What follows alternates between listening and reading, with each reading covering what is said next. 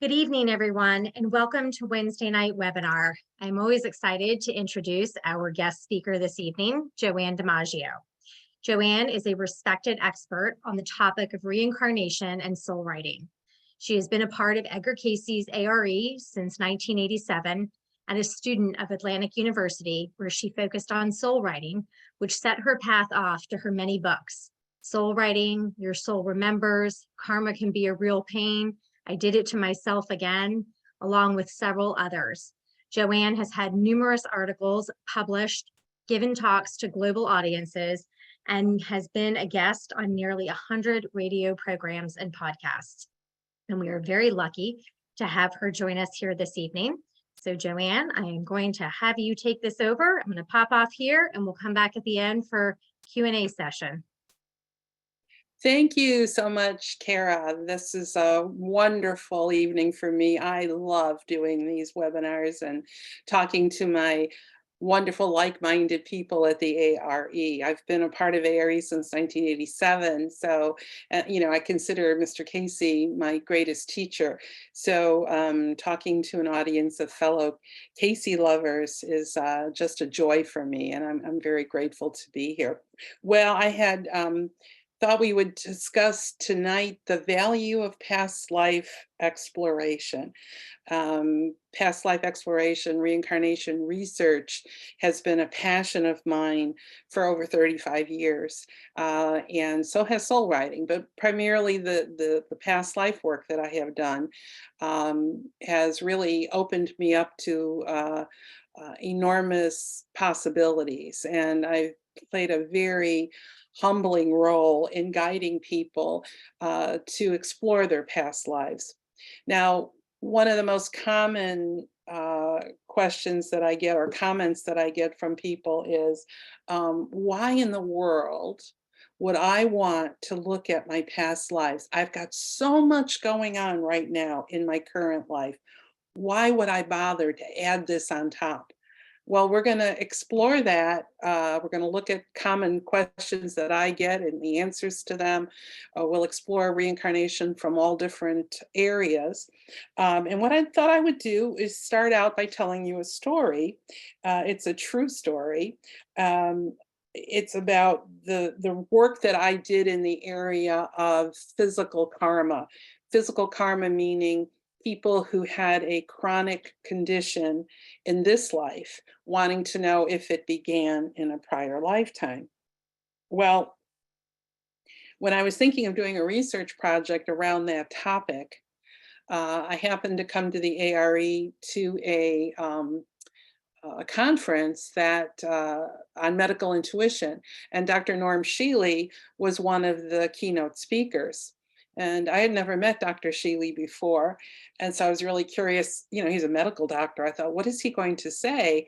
And the reason I had gone to this conference is because I had been encouraged to add medical intuition to my practice. And I ultimately decided it wasn't right for me. But nonetheless, I went to this conference and Dr. Shealy comes on the stage, and the first sentence out of his mouth was, he believed that all illness was past life related. And I thought, whoa, what a statement to make from a medical doctor. There's so much controversy about past life work to begin with, that to have a medical doctor say this, it really elevated the research that was being done. Same way that when Dr. Brian Weiss talked about it in his work, suddenly people sat up and took notice.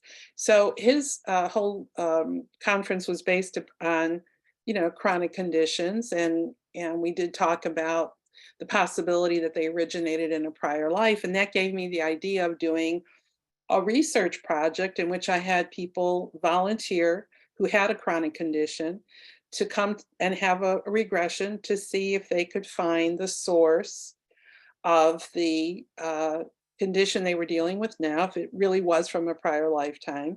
And then if knowing about it that it came from another lifetime, if that would affect their healing. So I did this, I had 50 people come in, and they came in with all sorts of of different illnesses that they were dealing with. I wrote all about it in my book, Karma Can Be a Real Pain. So if you're interested in the physical karma aspect of reincarnation work, you can read about it there. But during the course of my study, I ran across a quote from Dr. Edith Fiore. She's one of the pioneers in past life studies. And she said, this is a quote, "My patients have been amazed to find that some recurring nightmares are actually flashbacks to experiences lived in previous lives." I happened to run across somebody that this was certainly the case. I had finished doing most of my research for my karma book, and I got a phone call from a gentleman who said to me, "I just found out about your research project. Would you see my wife?" And I said, "Well, I'm finished with the research project. I'm putting the book together." And but he made such a case. He was so sincere and so desiring to help his wife that I had agreed that I would see her. Well, his wife's name was Irene. She was at the time a 71-year-old retired psychiatric nurse. So she had a background in a lot of this consciousness work, and she was suffering from what they called night terrors, and she had been suffering from them for many years, and no amount of counseling or psychiatric treatment had been of any use. She described her night terrors as very vivid and very traumatic. They caused her heart rate to become elevated. And since she was already in AFib after undergoing a chemotherapy, this was extremely dangerous for her to continue to have these nightmares. Now, her nightmares, she said, all were focused on being in a concentration camp. They occurred regularly. She only had a 3 to 4 day respite in between them. And in her nightmare, she was tortured, sexually abused. She was badly beaten. She was treated like a servant. And she saw babies and children being abused. And the image would haunt her in the morning. She had no relief at all. So when we did the regression, I think she fully expected she was going to go back to the Holocaust. And instead, surprise, surprise, she went back to the year 1921 in Bristol, England. The significant event in her life was happened when she was 8 years old. Her name was Mary in that life. And when she described herself and her living conditions, she said, "I'm wearing rags, the house is dirty, a baby is crying somewhere, there are other children in a room, there's nothing on the floor, just floorboards, and everything is dirty." She said her father was always shouting at them. One night, he tells her to go to the store to get some tobacco for him. She has no coat. She goes out into the cold. When she returns and goes to bed, she says her room is cold. She doesn't have a lot of clothes. There are no sheets on the bed, just an old blanket. When Mary is 14, her mother sells her to a man who ran a brothel. And then she never saw her family again. Her mother left her there with nothing but the clothes on her back. She worked in the kitchen for a while, and then she was forced into prostitution and died at the age of 49.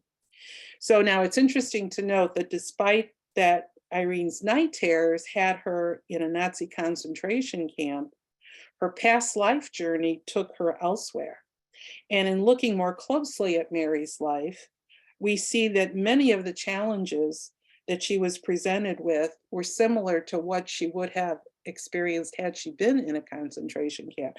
She was malnourished. She lived in a small, dirty, substandard shelter. She shared her blanketless bed with other children. She had little clothing to protect her from the elements. She was beaten. She was sexually abused, and she worked hard. So while she may not have gotten the year right, and she wasn't able to draw the parallels between that life and her present life on her own, I helped her with that. In the end, it didn't matter because the awareness alone had such a strong impact on her life that the night terrors ended after our session. And when she and her husband came to my book launch sometime later, he had tears in his eyes, and he shook my hand and he thanked me profusely. He said, you know, she's never had another nightmare since she worked with you. That's how powerful past life work can be. Now, hers is an example of healing, the healing nature of past life work. And a spontaneous healing like that, about 30 odd percent of the people in my research study did have a spontaneous healing. That's the highest attainment you can achieve when dealing with karmic issues that have to do with a chronic condition. And I see that happening time and time again. So what I'd like to do for you now is to take a deep dive into all aspects of past life exploration, not just the healing end of it or the physical karma end of it. So I'm going to share a PowerPoint with you. There we go. Okay.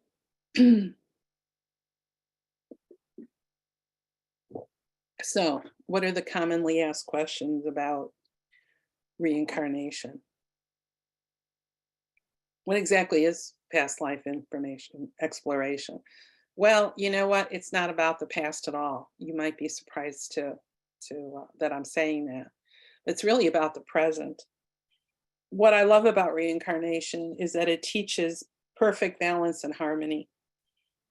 It provides a logical explanation of why some people are rich and some people are poor, why some people are healthy, others are dealing with illness, why some have the Midas touch while others continually struggle with financial issues, why some people feel loved and there are other people who never feel love at all. When we study our past lives, we come to realize that over centuries of our existence, we've been all people, all races, all creeds, all nationalities. We've been both men and women, and we've experienced just about every personality imaginable. I have a lot of people who say to me, I don't want to do a regression because I'm afraid of what I'm going to find. I don't want to see myself as an awful person. Well, guess what? We've all been saints and sinners. We've all been abusers and victims. We've all been wise and ignorant. We've all been strong and weak. So, past life work, you know, we're the sum total of all that we have been before since creation. We all came together as souls and to find out what it was like to be a spiritual being inhabiting a human body, a physical body. So who we are today is a combination of who we've been. So the way we look, our gender, our health, the family we have, our surroundings, our finances, our careers, relationships, all of these have to do with your past lives. So if you understand that and you understand the choices that you made in the past and the experiences that are kept storehoused in your soul, it'll give you a unique perspective on who you are today and why you have chosen the challenges that you're dealing with. And then the knowing of why your life is the way it is, you come to see what changes you can make to accept and forgive the past so you can heal the present. So, past life exploration, regression therapy will do the following for your soul. First of all, it'll help you to understand why you're here. This is one of the number one questions I get asked when people come in for a regression. I'll say to them, "What brings you here? Why do you want to do this?" I want to know why I'm here. I want to know what my soul's purpose is. I want to know what my mission is. I don't have a clue what it is. Well, past life work can help you to understand and define what it is that you came here to do. It'll help you to understand why you chose your parents and the socioeconomic conditions you were born into. I love this about choosing your parents. When my children were growing up, I would say that to them a lot. I don't know why. You chose me for your mother. You know, you can't, don't blame me. um, so the selection of your mother and father was your choice, but it was done with very specific reasons. You had certain lessons that you wanted to learn, and you knew that having these specific parents and being born into a specific socioeconomic environment would enable you to experience those lessons. As Mr. Casey said, nothing is random.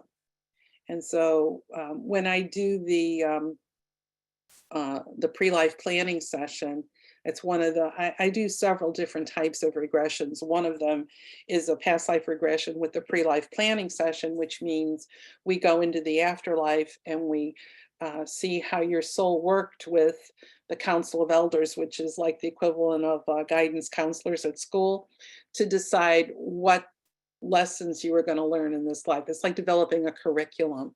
You're going to work on this, this, this, and this. And so many people, it's very helpful for them to see their role in setting up the situation that they're in right now. So you come in knowing a lot of things ahead of time, and certainly choosing your parents. These are the parents who will give you the greatest opportunity for your soul's growth. They will provide you with the opportunity to learn the lessons that you want to learn. You'll be able to identify the origin of the karmic issues you're working on in this life. So why are you dealing with some of the issues that you're dealing with now? I'm sure you've asked yourself that question from time to time. Why me? Why this? Why them? Those answers can be explored in a past life regression, which goes to the origin of the issues that you're dealing with. What set them in place? Why are you still dealing with them? And what can be done to move on? A regression will definitely clarify that.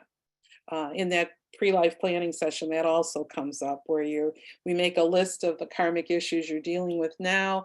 We make a list of the karmic attributes that you've brought in with you, so okay, of all the lifetimes that I've had, there's one in particular. And when Mr. Casey did a life reading, he would only give a person at the most 4 past lives to work on, because you can't work on all of them at once.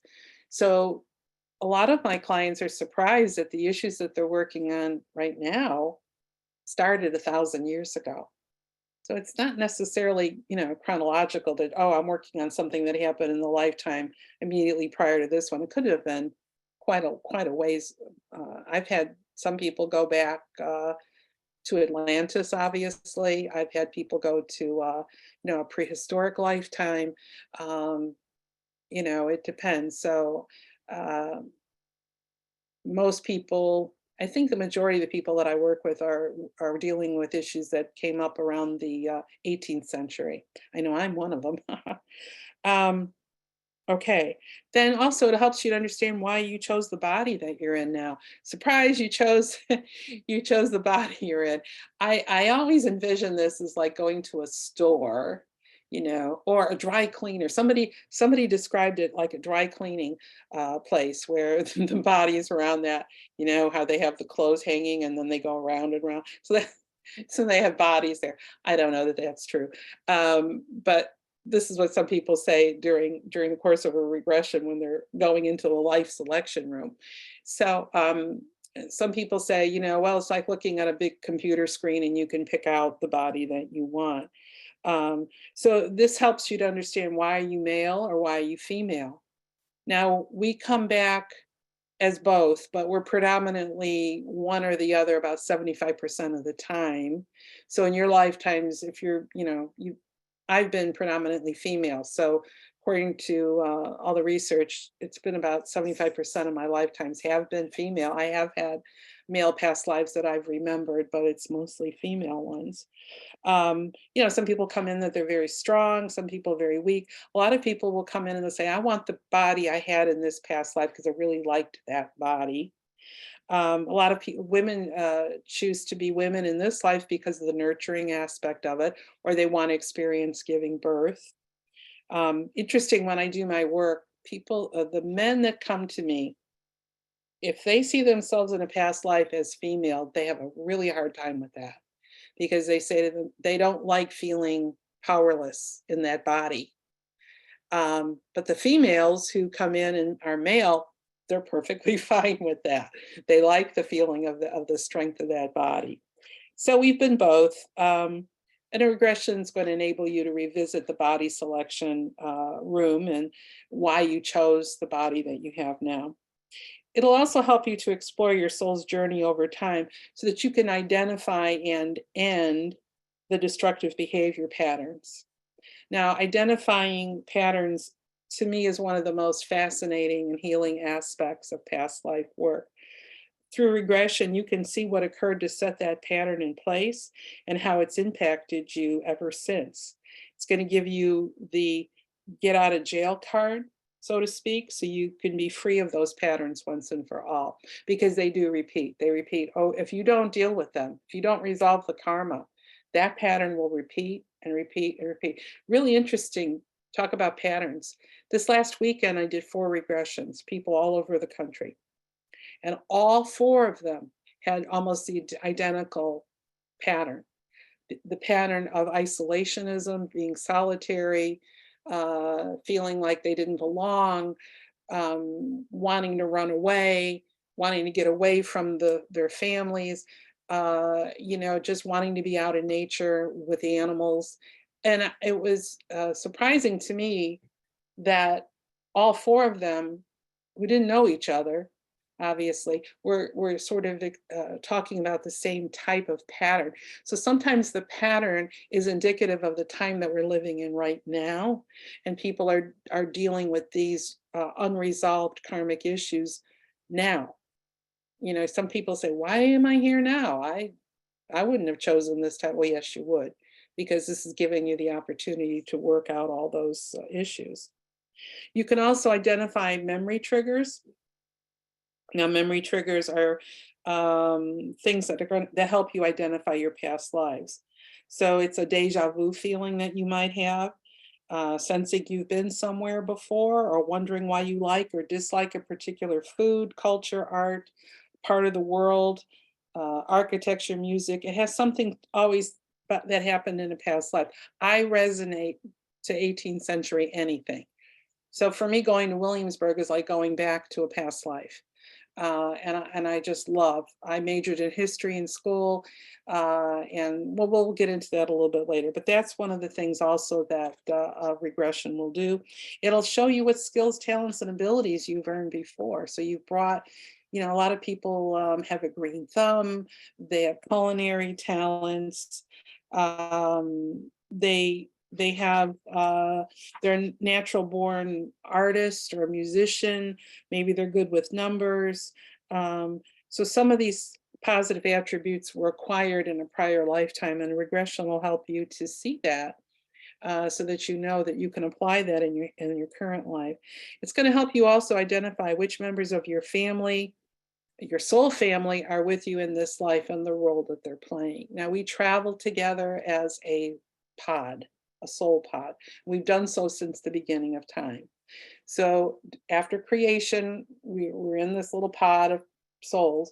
And since then, we have reincarnated over and over and over again with each other. But we have changed genders and we have changed the roles that we play with each other. So your mother in this life could have been your husband in a previous life. Um, we do explore that in the regressions that I do. Toward the end, I'll say, now that you've seen this past life, do anybody in your current life feel or remind you of somebody from that past life? And 9 times out of 10, they will say yes. Now, they won't look the same, although the eyes will be the same, but you get a sense of the essence of their soul, and you can feel them out that way. And then finally, it's going to release your fear of death, because you're going to see that you've died many times.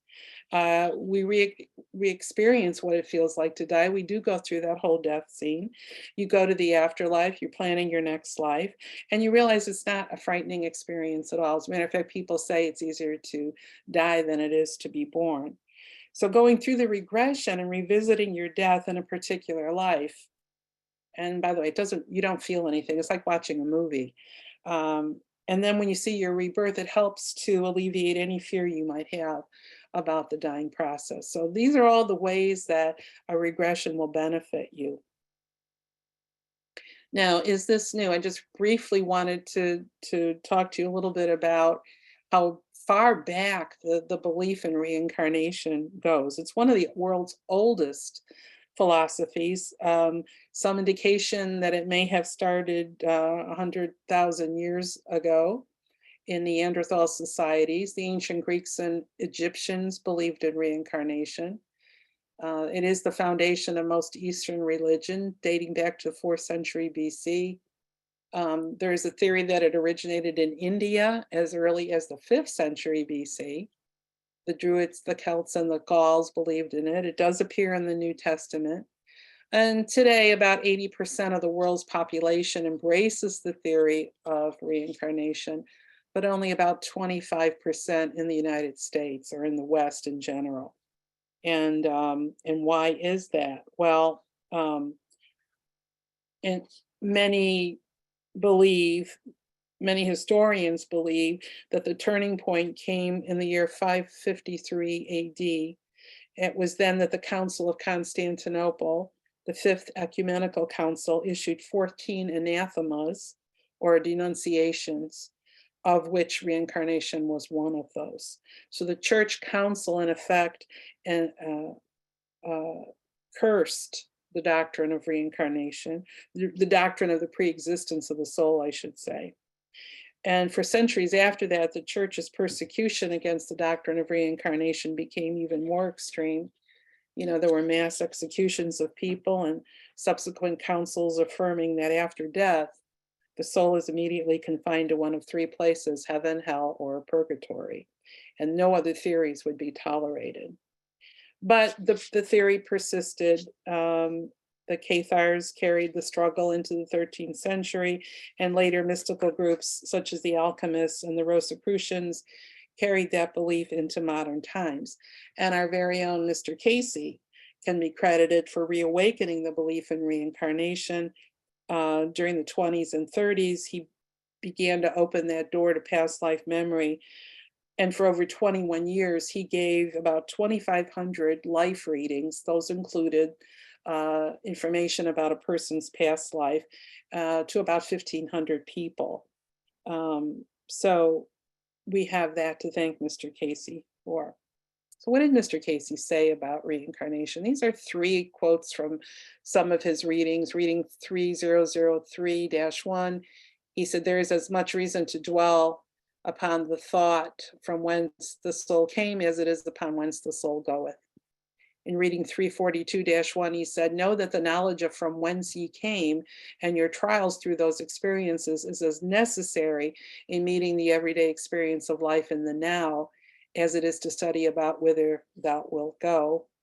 And then in reading 903-33, he said, "Has it not been indicated that those who are trained in the former experiences in the earth, though they may not have applied the principles in the immediate present, may have the wisdom of the ages at their disposal if there is the beginning and the application of self in those directions?"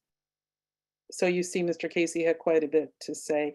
What I find one of the most interesting um, quotes about reincarnation that Casey gave had to do with the former Atlanteans. It's been estimated that the United States is comprised of about 98% former Atlanteans. We know, which is understandable because Atlantis was around for such a long time. But when you think about where technology is, we're getting very dangerously close to where they were in Atlantis. And Mr. Casey said, you know, if you remember, if you are a former Atlantean and you can remember what happened in Atlantis, then you can apply that to the here and now, and you can actually save the world from having to go through that again. Nothing is set in stone as far as that. We do have free will, but that's obviously, if you remember having been through something that monumentous in the past, you can do something about it in the present. So that's what Mr. Casey had to say. What about others, other famous writers and speakers? Well, there's Voltaire. I love this quote. He said, "The doctrine of reincarnation is neither absurd nor useless. It is not more surprising to be born twice than once." How true is that? Ralph Waldo Emerson, another favorite of mine, he says, "The soul comes from without into the human body as into a temporary abode, and it goes out of it anew. It passes into other habitations, for the soul is immortal." Socrates, I am confident that there truly is such a thing as living again, that the living spring from the dead, and that the souls of the dead are in existence. And then finally, from the Bible, but I tell you, Elijah has already come, and they did not recognize him, but have done to him everything they wished. In the same way, this Son of Man is going to suffer at their hands. Then the disciples understood that he was talking to them about John the Baptist. So where is all this information? Where do we keep our past life information? Well, it's in your soul, storehoused in your soul. Mr. Casey always said all answers lie within, and certainly that is the case with this sort of access to past life information. It's also in the Akashic records. That's Mr. Casey went to the Akashic records often when he was doing a reading. Um, the Akashic it comes from the Sanskrit word meaning boundless space. It's been referred to as the Book of Life. Mr. Casey has referred to it as that. Celestial Sanctum, Hall of Records, Library of Universal Knowledge, or the universe's supercomputer. It records even the tiniest movement of energy. Every thought, every word, every deed, whether acted on or not, is recorded in the Akashic records. So some people envision it as a big library in the sky, and you can go and you can pull down your book. I once tried to trick a channeler who said he was channeling an entity called Dr. Fredericks, who was supposed to be an Akashic librarian. And I thought, I knew enough about my own past lives to know to ask him a question that I knew he knew nothing about. So I said to him, go to my Akashic records. You have to give permission, by the way, for people to do this. That's an intrusion on your privacy for them to do it without your knowledge. So make sure if you're going to work with somebody who's an Akashic reader that you give them permission to do this. Anyway, I said, go to my my book from 1773. Go and read the part about 1773. That was the year I was born in the 18th century lifetime. And he did. And he read enough of it so that I knew that he was the real deal. So I was impressed. But the Akashic records are where all this information is kept. In addition, it's in your soul. It's there. It's always been there. All you have to do is have a sincere desire to access your past life personality. You could let that time and that place come alive again when you do a regression. Mr. Casey said the Akashic records were to the mental world as the cinema is to the physical world. So it's a very, very important element. So if you decide you want to try a past life regression, you will find that it will answer questions like, why am I here? Which I mentioned to you is like one of the number one questions that people ask.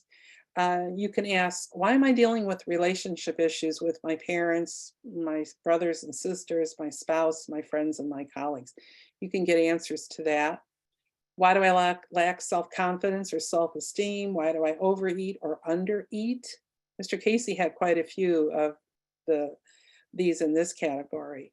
And it's usually overeating is because of a starving in a previous lifetime, or it also could be, Mr. Casey showed that your attitude has a lot to do with the karma that you develop. He said one person was obese in this life because they had made fun of people who were obese in a previous life.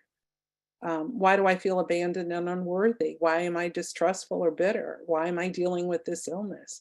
Why do I have all this anger and resentment? Why am I jealous of somebody, or why are they jealous of me, or what's holding me back? So there's almost no question it won't answer for you if you go into the session with that intent. Now, when I do a regression with someone, I ask spirit to take us to the past life that's most impacting them right now. So because like I said, you've had so many past lives, you're not dealing with all those issues. But often these kinds of questions get answered when they visit that past life, when they talk about the significant event that happens. And we'll discuss that in a minute. Karma, of course, is a big part of the whole reincarnation theory. There is no such thing as karmic punishment. There isn't good or bad karma. It just is cause and effect. Buddha said, effect follows cause as the wheel of the cart follows the front of the ox. And Jesus said, as ye sow, so also shall ye reap. So that's all that it is. It's cause and effect. It's a balance.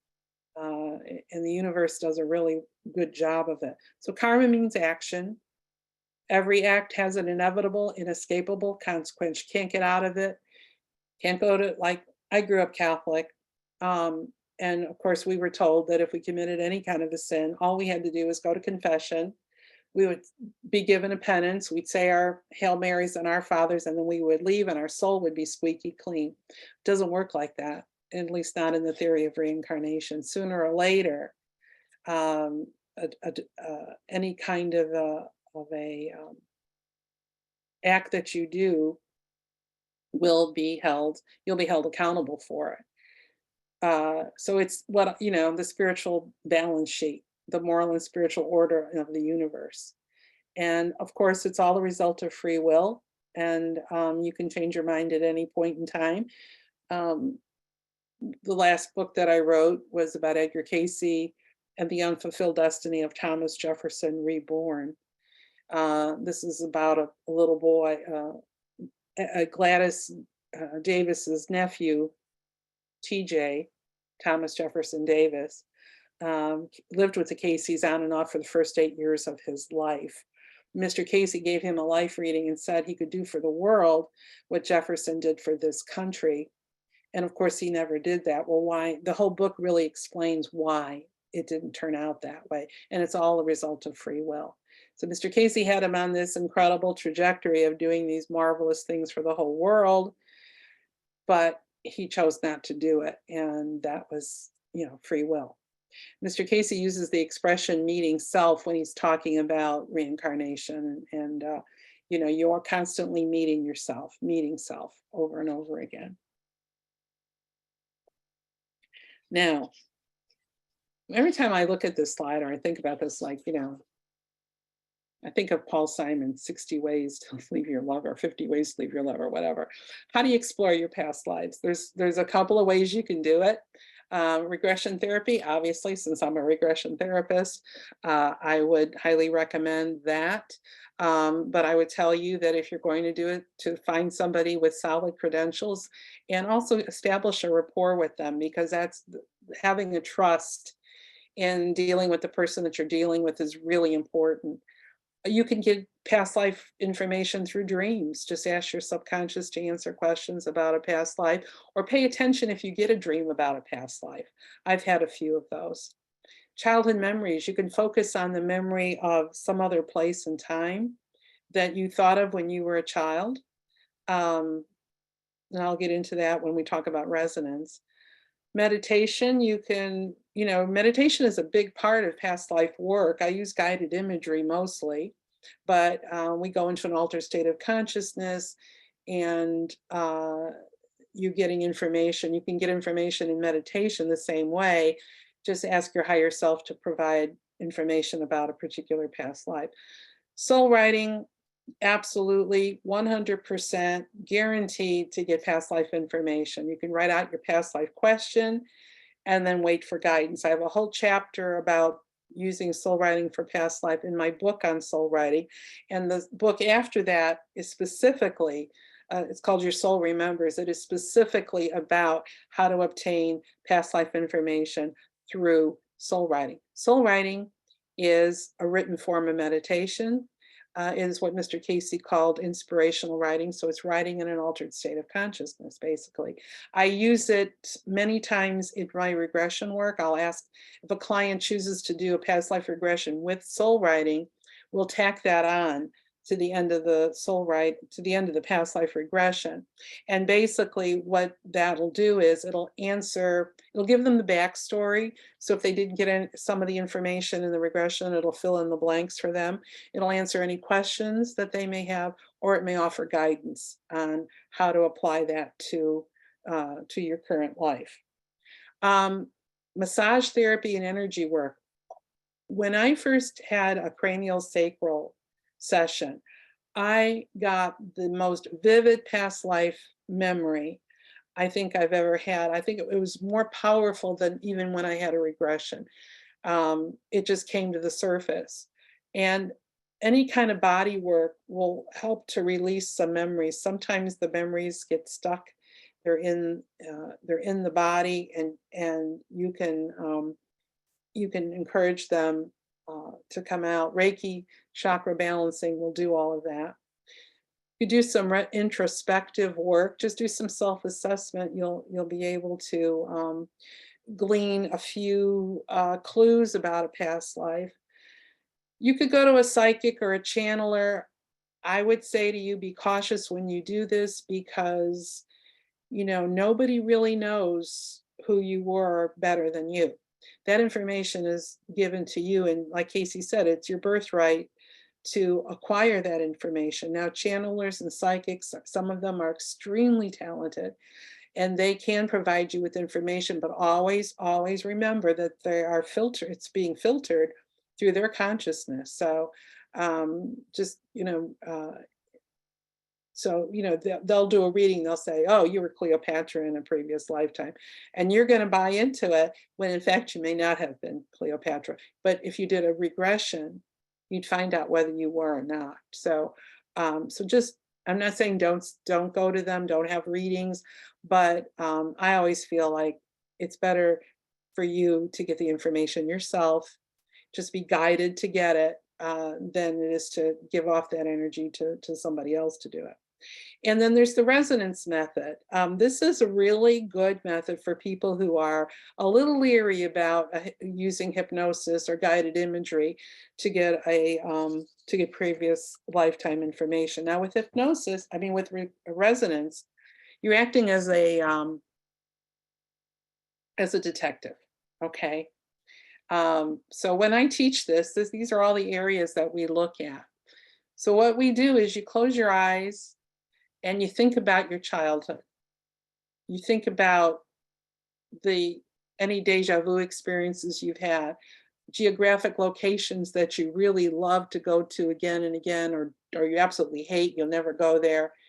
You think about different cultures, different eras that you have a connection to, that you resonate to, foods that you like and foods that you absolutely detest. Same thing with decor, the arts, religion, occupations, hobbies, all of these things that are listed here. You take one at a time, you close your eyes and you zero in on that. You remember things that have to do with that in your current life. And what you're going to get is you're going to get a list of different things that in and of themselves mean absolutely nothing. But when you put them together, they create a picture. They create a picture of a potential past life. So in my case, ever since I was a child, I resonated to the 18th century. I loved Baroque music, harpsichord music. I wrote with a feather pen with an ink bottle on parchment paper. I wore my hair in ringlets. Every Halloween, I would dress the same way in a long dress, a long gown. I wasn't a princess or anything, or a queen, or anything like that. I just loved to wear the long gowns. When I watched TV, I loved period pieces. I remember the first one I saw had to do with James and Dolly Madison. When I went to the library, the books that I would take out all had to do with women of that time period. So Abigail Adams, Dolly Madison, those were my heroes back then. There were a lot of geographic locations. I lived in Chicago and I thought I was like, there's nothing here. I don't resonate to anything here. It was only when I came to Virginia after I graduated from college that my soul let out a collective sigh, like, oh, I'm home, I'm home. When I was in college, by the way, I had a professor who told me I had the most uncanny feel for the 18th century of anybody he ever met, any student. So, and I thought, I do. Where is that coming from? I didn't know. It had anything to do with past lives. So that's a way of accessing past life information if you don't want to go through the hypnosis part of it. So if you actually wanted to do a regression, People ask me often, what is it like? Um, they all basically have the same pattern to them. Um, if we're doing a traditional past life regression, this is what we do. So we have an initial conversation. So I'll ask, what brings you here today? Have you had a regression before? Do you have a preconceived idea of what this is going to be like based on anything you've read or anything that you heard from somebody else? Um, who are the people in your life that have had significance? Could be a lover, could be a friend, a business associate, a teacher, a mentor, somebody who's come in your life, left an impression one way or the other, what you may perceive as good or bad, and then they've left your life. Um, or they're still in it, could be. The reason I ask that question is because many times those same people will pop up in the prior lifetime. So we'll have some sense of connectivity between the two. I spend a lot of time up front doing some deep breathing exercises, trying to get you to relax completely. The way it feels, the best way I can describe it is, how when you first wake up in the morning and you're lying in bed and you're feeling really heavy in the bed. It's like your eyes are closed, but you're so comfortable that you don't want to move. You don't want to get out of bed, but you can hear what's going on around you. And at any point in time, you can open your eyes and you can get up and you can walk around. Well, that's how this feels. So to get to that state, I do a lot of relaxation suggestions, deep breathing suggestions. Uh, I do say a prayer of protection and I throw a shield of white light around you. I always do that when I work with spirit. Um, I use a guided imagery of you walking into a forest. Now, for people who are visual, regression usually is fairly easy. But I tell people use all of your senses. So if you don't see it, but you hear it, or you smell it, or you can touch it, or use your intuition if that's your greatest asset to be able to discern, to be able to process information.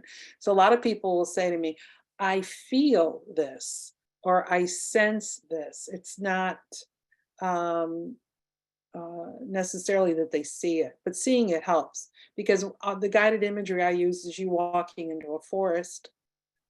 I'll describe the forest. So if your eyes are closed and you can see the forest, then you'll succeed at this. So you're walking into this forest, you're going deeper and deeper and deeper into the forest. And as I take you deeper into the forest, you're going deeper into a very relaxed state of mind. So I'll keep counting you down, keep having you go deeper and deeper and deeper. When you get to the middle of the forest, there's a bridge. The bridge takes you from the here and now. So it'll take you from 2023 in whatever town you're in now to the past life that's most impacting you now. When we cross that bridge, I count from 1 to 5 when we cross the bridge. And as you're crossing the bridge, you're walking through a green mist and you can just sort of feel the years going by, going very, very, very swiftly by. When you get to the other side of the bridge, you emerge into a clearing, you will be who you were and where you were in a previous life. So I encourage people to embrace that body they find themselves in. Uh, it's um, it's really important that they let go and they just trust whatever they're seeing, hearing, or feeling, and to go with their very first impression.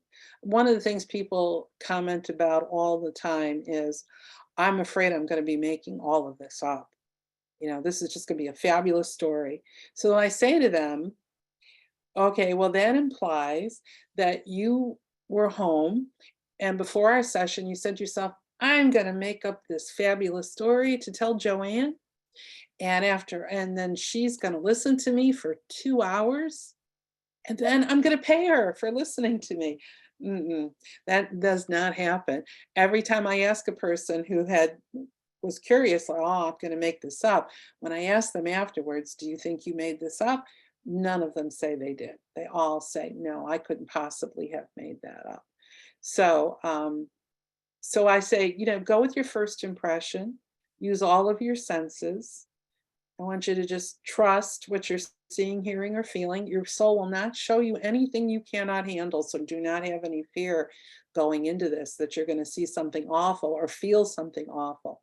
One of the ways of knowing that it's a true experience is that the emotion is real. So if you feel like crying or laughing, do so. I've had many people who've experienced crying or tears, and that's perfectly normal because I can't make you cry in the session. That's something that's coming, it's hitting something deep inside, and that emotion is coming forward. It's a sign that it's a real thing. So when you cross the bridge, then I'm going to start asking you questions. And these are all going to be identification questions. I want to find out, what do you look like? Are you male? Are you female?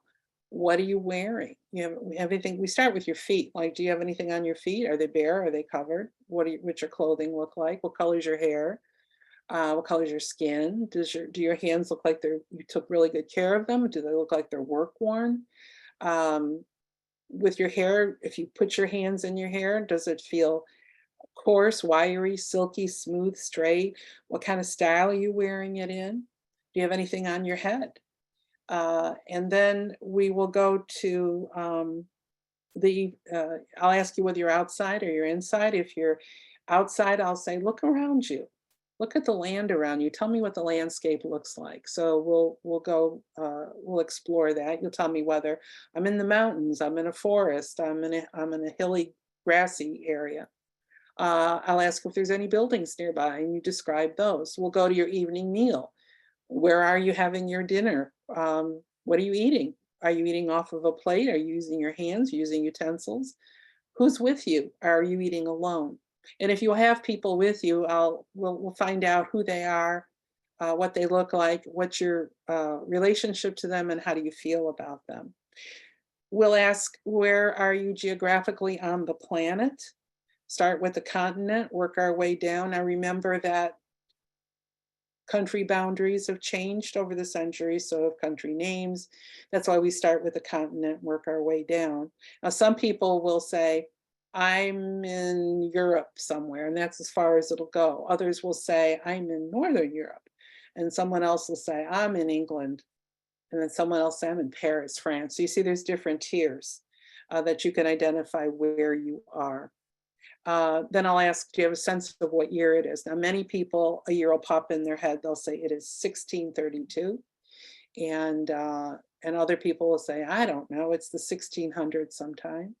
And others will say, they'll identify by its historic context. In other words, they'll say it's the medieval times, or it's ancient Rome or ancient Egypt. When that's all over, those are the identification questions. Then the conversation shifts, and I'll ask, scan that life and pick out the one significant event that happened that was so important that it left a imprint on your soul as unfinished business, and you brought it in with you now. This is where you tell me your past life story. And you can start at any point, when you're a child, middle age, older. We stay with that as long as you want. I'll keep saying, well, what happens after that? I will not tell you anything that I see. I do go with you and I can see what you're seeing, but I will not interfere and interject anything. Once that's done, we'll go to your death. And again, you won't feel anything. It's like watching a movie. You'll tell me how old you are, where you are, what are you dying from? Are you dying alone, or is there somebody there? And then the important questions come. Your last thoughts. Did you, as your soul left your body, what were you thinking? Because, this sets up the unfinished business. Did you have any resentments? Were you proud of any accomplishments? Some people say, what a waste that was, or, I'm glad that's over with, or I should have loved more, or I should have explored the world more, or whatever. That often sets up. Now, I've used this example before, so forgive me if you've heard it, but I had a client who came to me with head to toe psoriasis. She wanted to know what was the source of the psoriasis. She went to a past life in which she was a call girl in the Old West. And when she died, her final thought was, I don't want to be touched anymore. So in this life, she manifests a skin condition in which nobody wants to touch her. That is how powerful those last thoughts are. So I've already thought about what I'm going to, hopefully I'll remember that what I want to be thinking when I make that transition. We look at patterns, we look at behavior patterns. What is it about that past life that's similar to what you're going through now? This ties the two of them together. And then we identify people from that life who are in your current life now. And then of course we do the optional soul writing. What has this meant to other people that have had a regression? This is just a few of the comments that I've received. Anne said it brought awareness to her in terms of what her focus was and what she wanted to be. Meg said it explained a lifelong mystery that she'd been dealing with. Carol said she felt more present, more compassion, more love for the opportunity to be on this journey. For Dina, she said her life now was richer, fuller, more magical, and the experience of the regression was profoundly insightful in making sense of relationships and challenges and patterns.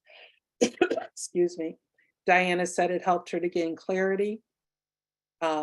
Louise said she knew she needed to return and master the painful memories and beliefs she developed in that life. Nancy said the session was very helpful and eye-opening. It helped her to grow up rather. And Ginny said, it's given me so much insight into my own current feelings of guilt, abandonment, and loneliness. Excuse me. And that's been a catalyst for healing for her.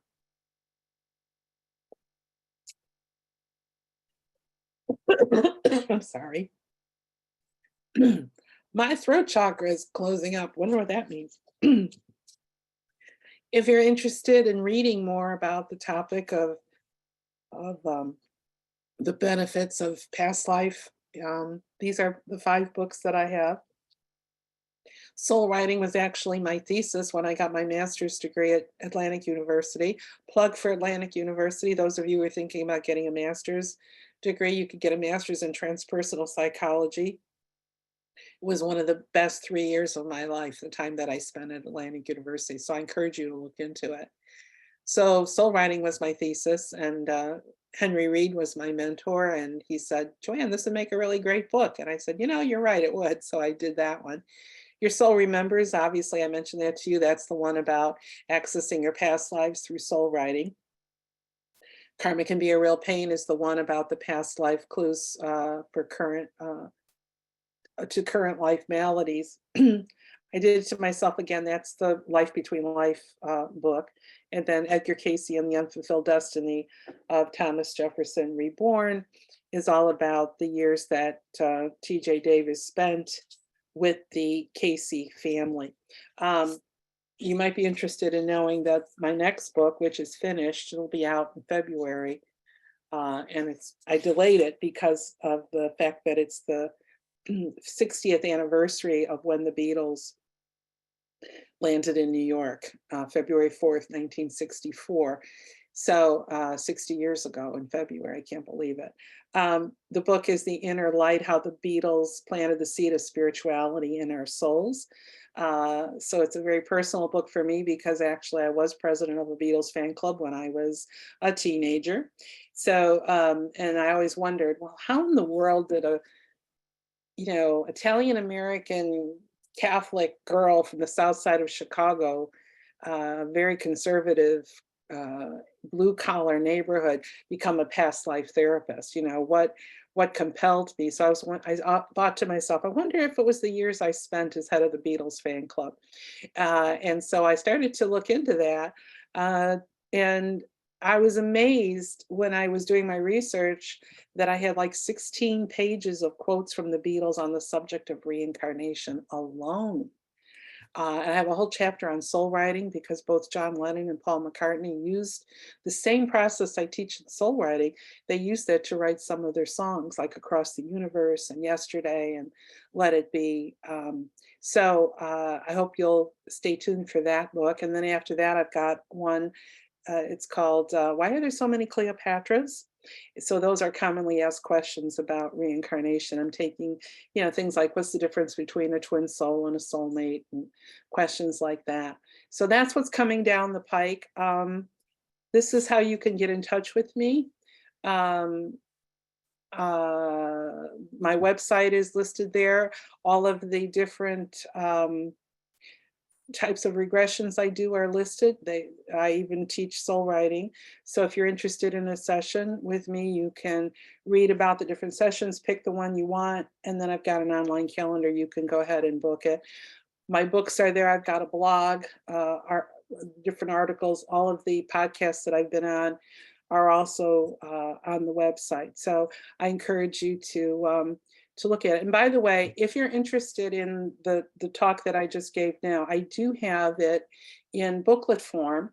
I'm happy if you want to be on my mailing list, just send me an email, joanne@joannedimaggio.com. Ask for the booklet. I'll put you on my mailing list. You'll get my monthly newsletter. And that always contains past life case study.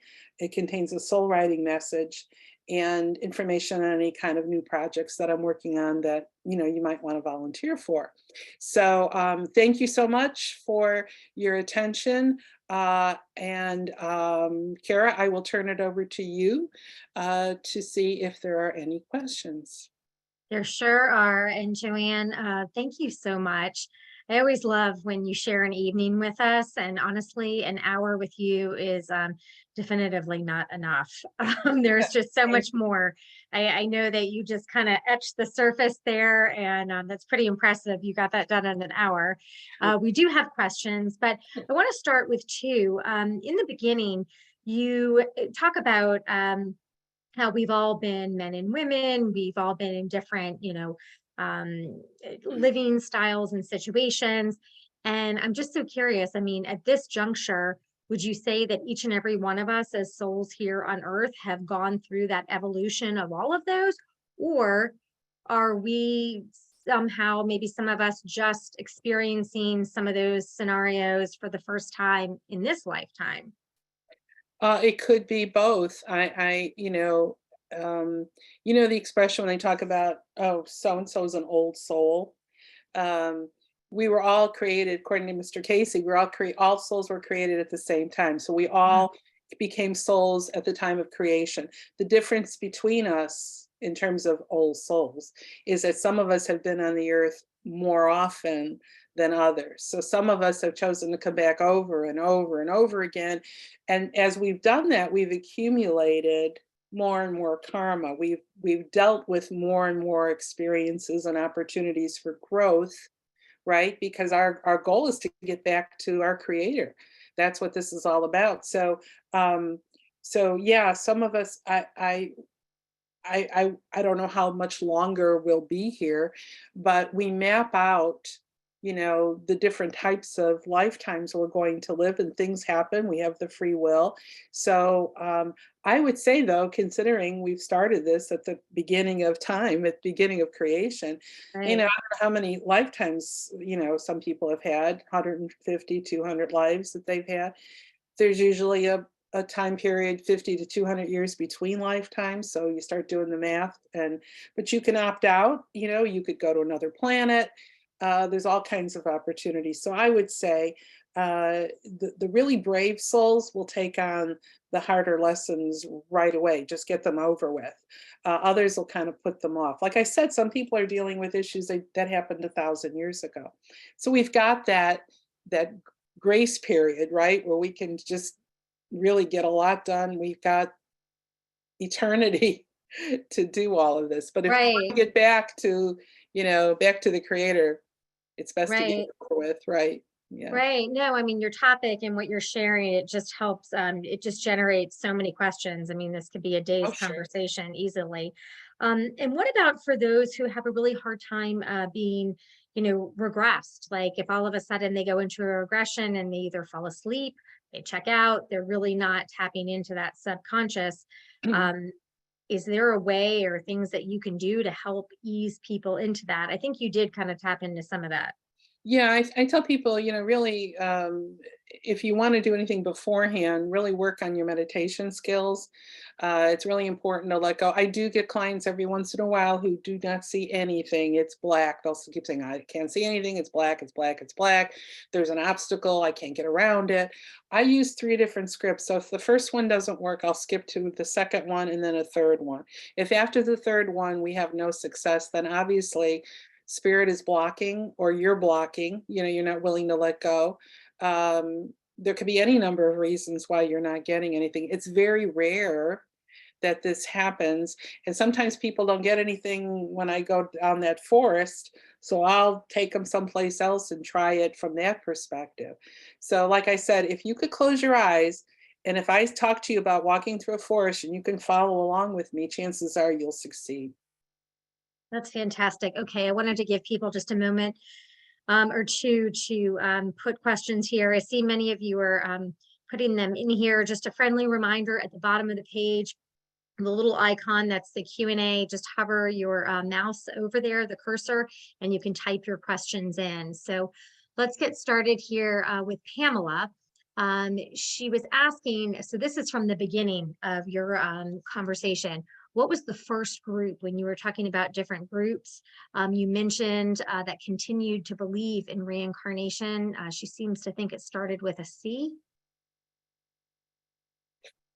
What, the Cathars? Is that what That she, might be it. that's what Yes. it is? Yeah, I'm thinking that's it. yeah, Absolutely. Yep. yeah. There you go, Pamela. Cathars.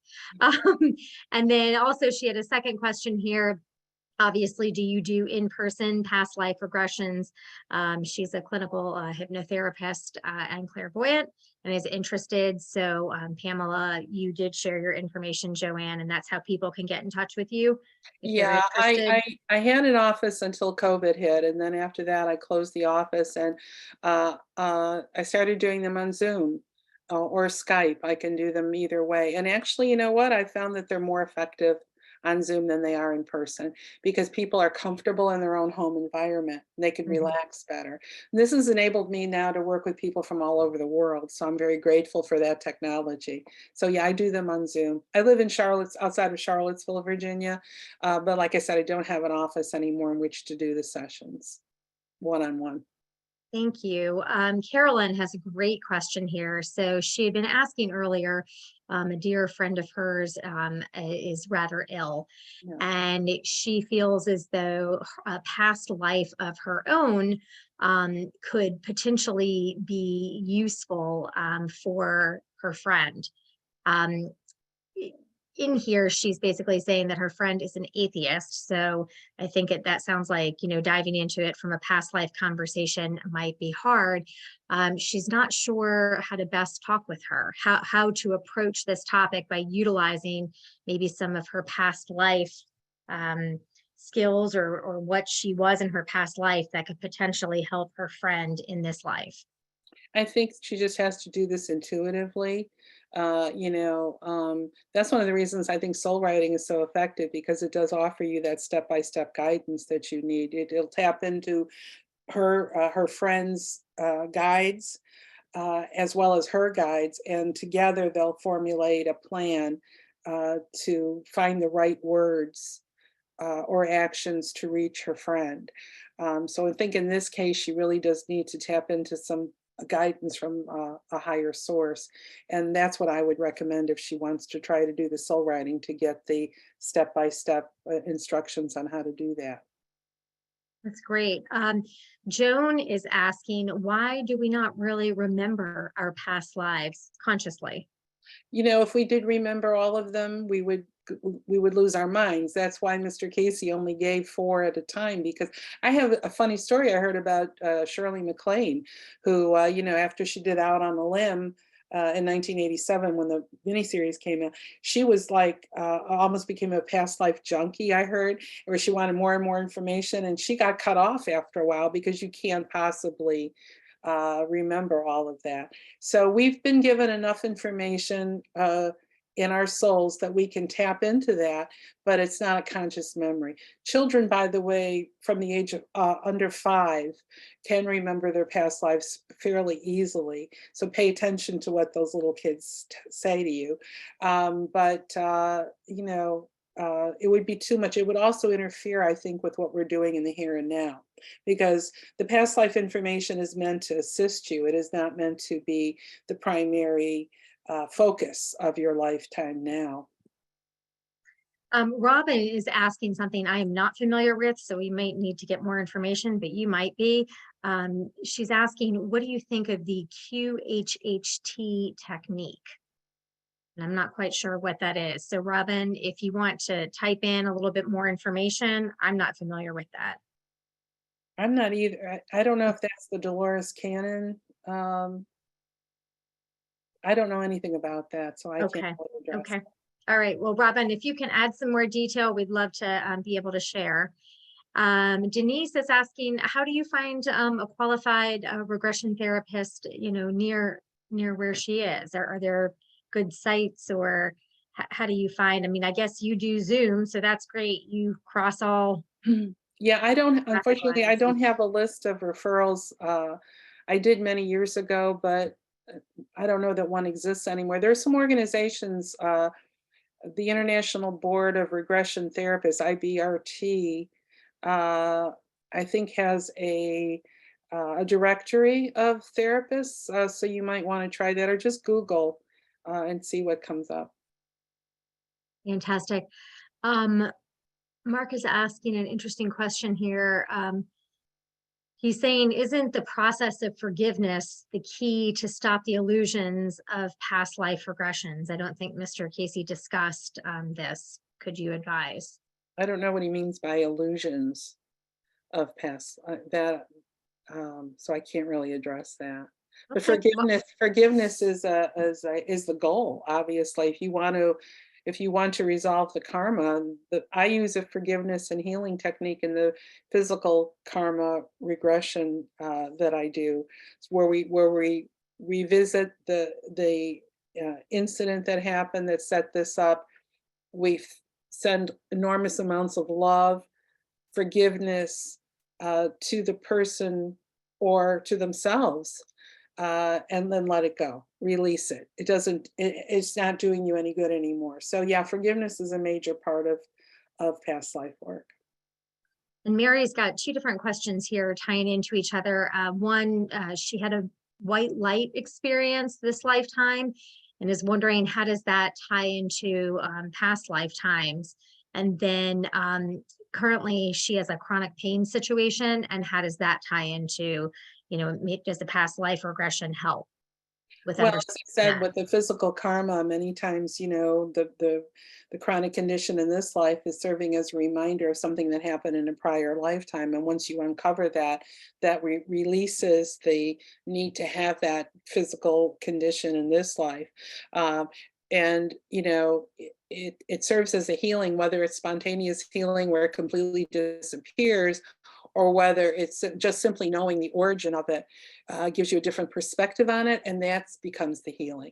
The white light question, I mean, we really would have to just kind of get in there and see. I mean, I don't know off the top of my head what significance that has. I do use the white light in my sessions, surrounding people with it to keep them safe. But as to, what it means to a particular person, we would have to really get in there and find out. And going back to Robin, yes, this does reference Dolores Cannon. So I don't know if you're able to share what you might think of this technique. I don't know enough about it to comment on it. I'm sorry. I never studied it. And then going back, I'm trying to follow some of these here. So Mark, he was explaining just a little bit earlier, this was his question about the forgiveness and the illusions of past lives. And he's saying that he understands these past lives can bring us some understanding. And basically, I think the question is maybe about why we do certain things today that we do. However, that keeps us focused on the separation between God and man, we should focus on. So just trying to give a little background here from Mark. Let's see. And let's see. Yep. And he just reiterating, focusing on the process of forgiveness. Absolutely. This is really, you all are very active here tonight, and this is fantastic. Please keep your questions coming if you have any. I'm just trying to make sure that we've covered everyone here, Joanne. This is a wonderful topic. I mean, it's just so involved and so in depth, and far more, conversations and discussions that we could have. Yeah, and if they have Yeah. a question that doesn't get answered, they can just send me an email with the question. I'm happy to answer all emails that I receive. That sounds great. And do you mind sharing your email address just one more time? Sure, it's Joanne@joannedimaggio.com. Fantastic. And then just a friendly reminder to everybody here tonight, when we're done tomorrow, you'll be receiving a thank you for joining us here this evening. And with that, you'll also get the link for tonight's video. So you'll have an opportunity to watch this at your leisure, and you can go back and process the information and then find the information on where to find Joanne.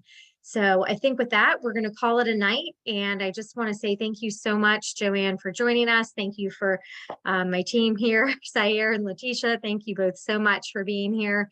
And thank you to all of you for joining us here this evening and your great questions. It's always such a joy. So have a beautiful and blessed night, and we'll see you again soon. Good night, everybody. Thanks, Joanne. Sure. Bye. Bye-bye.